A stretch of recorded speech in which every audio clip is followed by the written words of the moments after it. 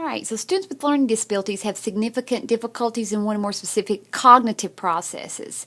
Some common characteristics: students with learning disabilities are different from one another, but may face challenges these: poor reading and writing skills.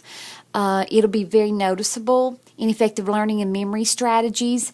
You could tell them today or a half hour ago, and they will not be able to recall what you said.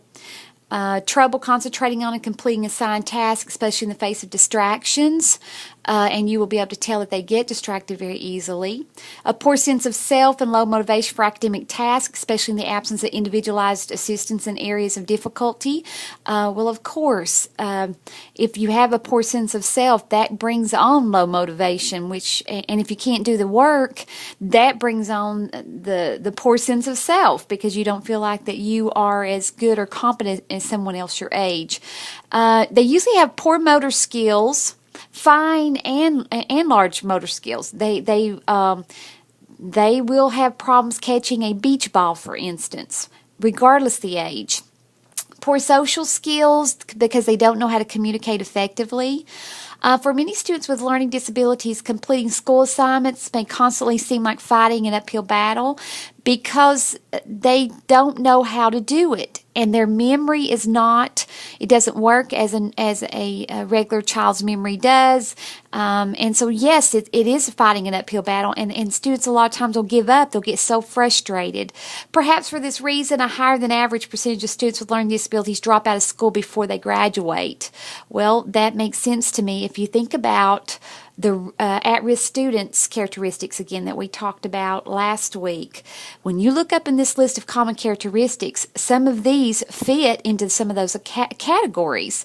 So we're going to, differentiated instruction. We talk about it, and I know people say, well, I've had teachers tell me, you are teaching 5th grade. You can't stop long enough to teach on the multiplication tables because you've got to do more. And that could be some administration has even told me that. The thing is, though, if you don't know what 5 times 3 is, how are you going to know what 55 times 33 is? We go right back. We've already talked about that. How do we go back? How do we move forward when they can't do where we're at right now? And how do you multiply 2-digit numbers when you can't even borrow and carry? There's an issue. You can't go any farther. So I think that's where the frustration comes for students. Well, what can you do to adapt the instruction? You can minimize distractions. They may need to be kept away from the doorway so they're not watching everything coming in and out or coming up and down the hallways.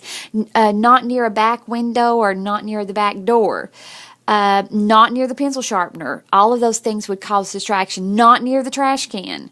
Present new information in explicit and well-organized manner. They do better if it's sequential order as you're teaching it, so make sure you're doing that. Lots of visuals. Present information in multiple sensory modalities, and that's exactly what I'm talking about. Think about the Gardner's multiple intelligences again, and see if you can use some of those in order to give instruction. Analyze students' errors for clues about processing difficulties. If they're making the same mistake on a math problem every time, if you can figure out what that mistake is and then help them correct it, then we'll see improvements.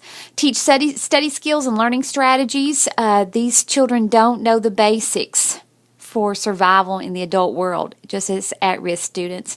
Provide paper electronic scaffolding that can support students as they study and work, and that may even need to happen in some sense at home. Maybe they don't have parents that are involved, and they get home with the homework, and then there's issues because there's nobody there to help them. Maybe the parent's there and the parent's trying their best, but they too may have some type of a learning disability. So you're just going to have to go from there and once again adapt it accordingly.